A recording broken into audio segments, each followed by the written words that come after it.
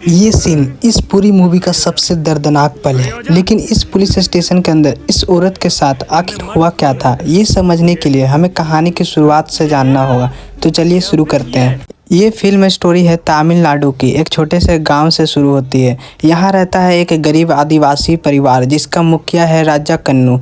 राजा कन्नू अपनी पत्नी सेंगनी और छोटी बेटी के साथ बहुत ही सादगी भरी जिंदगी जी रहा होता है।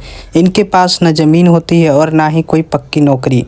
गांव में जब भी किसी के घर या खेत में सांप या चूहे घुस जाते हैं तब राजा कन्नू को बुलाया जाता है। यही उसकी रोजी रोटी का जरिया था। पैसे बहुत कम मिलते थे लेकिन उसका एक ही सपना था, अपनी फैमिली के लिए एक पक्का घर बनाना। राजा कन्नू और सेंगनी एक दूसरे से बहुत प्यार करते हैं। कुछ ही दिनों बाद सेंगनी को पता चलता है कि वो दोबारा मां बनने वाली है। ये खबर सुनकर राजा कन्नू की खुशी का ठिकाना नहीं रहता, लेकिन उसके साथ जिम्मेदारियां भी बढ़ जाती है।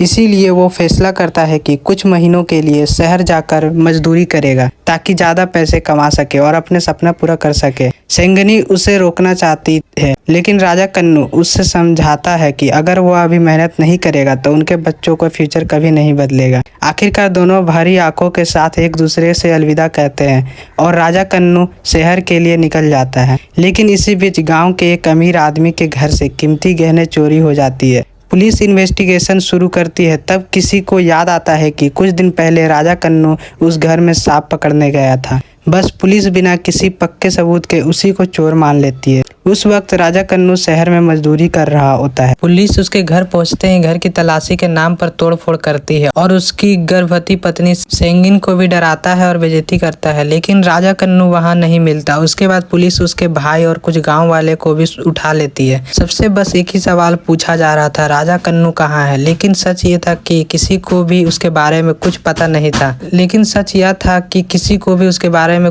नहीं था। उधर राजा कन्नू शहर में दिन रात मेहनत कर रहा होता है। उसे बिल्कुल भी अंदाजा नहीं था कि उसके नाम पर पुलिस पूरे इलाके में तलाश चला रही है। कुछ दिन बाद जब उसे अपने फैमिली की याद आती है तो वह बिना किसी को बताए गांव लौटने का फैसला करता है। लेकिन जैसे ही वो गांव के पास पहुंचता है पुलिस उसे देख लेती है और बिना किसी वारंट, बिना कोई मौका दिए उसे जबरदस्ती जीप में बैठाकर पुलिस स्टेशन ले जाया जाता है। राजा कन्नू को लगता है कि शायद कुछ सवाल पूछकर उसे छोड़ दिया जाएगा, लेकिन उसे बिल्कुल नहीं पता था कि उस पुलिस स्टेशन के अंदर उसके साथ वो होने वाला है जो उसकी ही नहीं बल्कि उसके पूरे फैमिली की जिंदगी हमेशा के लिए बदल देगा। राजा कन्नू को पुलिस स्टेशन लाते ही उसे चोर मान लिया जाता है। पुलिस के लिए अब सच जानना जरूरी नहीं था, उन्हें सिर्फ किसी भी तरह अपना केस सॉल्व दिखाना था। इसलिए बिना किसी सबूत के राजा कन्नू पर चोरी कबूल करने का दबाव बनाया जाता है। लेकिन राजा कन्नू बार बार बस एक ही बात कहता है। उसके बाद जो हुआ आप लोग वीडियो में देखिए।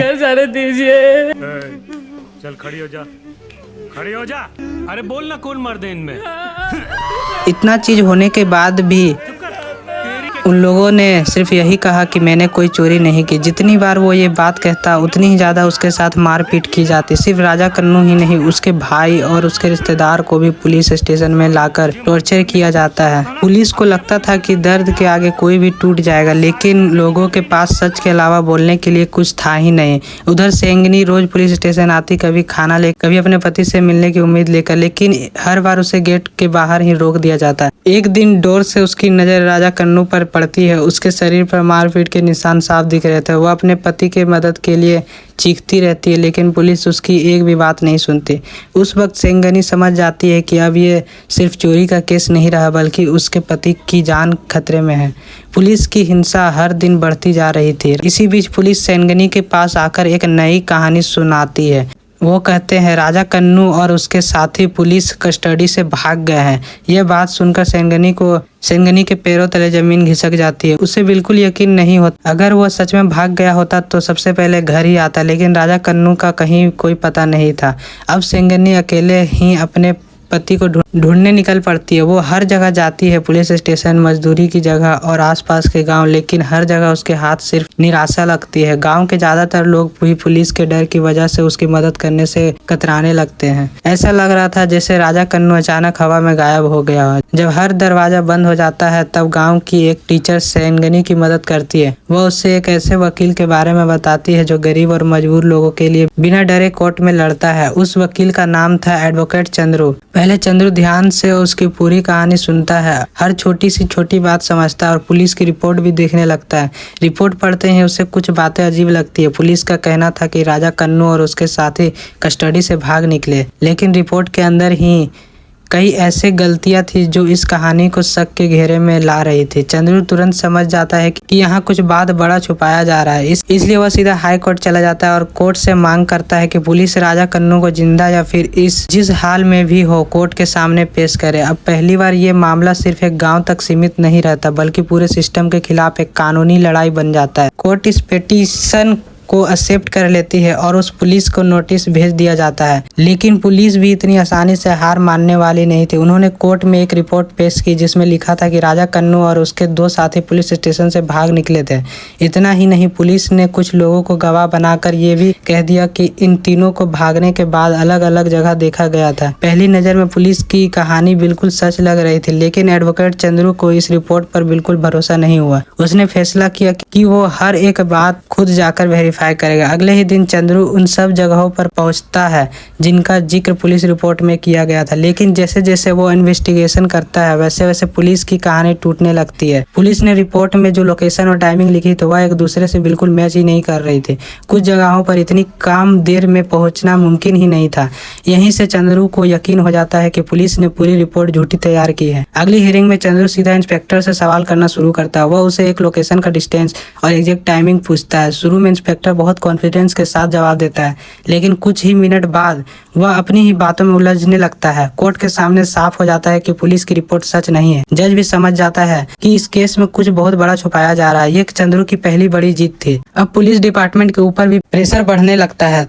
सीनियर्स ऑफिसर समझ जाते हैं कि अगर सच बाहर आ गया तो सिर्फ कुछ पुलिस वाले ही नहीं, पूरा डिपार्टमेंट सवालों के घेरे में आ जाएगा, इसलिए वह हर हाल में केस को दबाना चाहता था। दूसरी तरफ सेंगनी को लगातार धमकियां मिलने लगती है। कभी उसे पैसे देकर केस वापस लेने को कहा जाता है तो कभी डराया जाता है, लेकिन इतना सब कुछ होने के बाद भी सेंगनी पीछे हटने के लिए तैयार नहीं होती। इसी बीच पुलिस एक और नया झूठ कोर्ट के सामने लेकर आ जाता है। वह दावा करता है कि राजा कन्नू के भाई ने किसी को फोन करके बताया था कि वह लोग पुलिस से बचकर भाग गए हैं। अगर ये बात सच होती तो चंद्रू का पूरा केस कमजोर पड़ जाता। कुछ देर के लिए चंद्रू भी सोच में पड़ जाता, लेकिन उस एक छोटी सी बात याद आती, राजा कन्नू का भाई पढ़ लिख नहीं सकता था तो फिर वो इतनी दूर किसी को फोन कैसे कर सकता था। बस यहीं से चंद्रू फिर से इन्वेस्टिगेशन शुरू करता है। काफी खोज के बाद उससे पता चलता है कि जो पीसीओ से कॉल किया गया था वहाँ उस दिन कुछ पुलिस वाले भी मौजूद थे और पीसीओ चलाने वाले आदमी ने पुलिस के डर की वजह से पहले सच नहीं बताया था। लेकिन जब उसे कोर्ट में बुलाया गया तब उसने पूरी सच्चाई बता दी। उसने कहा कि फोन राजा कन्नू के भाई ने अपनी मर्जी से नहीं किया था, पुलिस ने उसे जबरदस्ती फोन करवाया था ताकि लोगों को लगे कि वो लोग जिंदा है और पुलिस से भाग चुके हैं।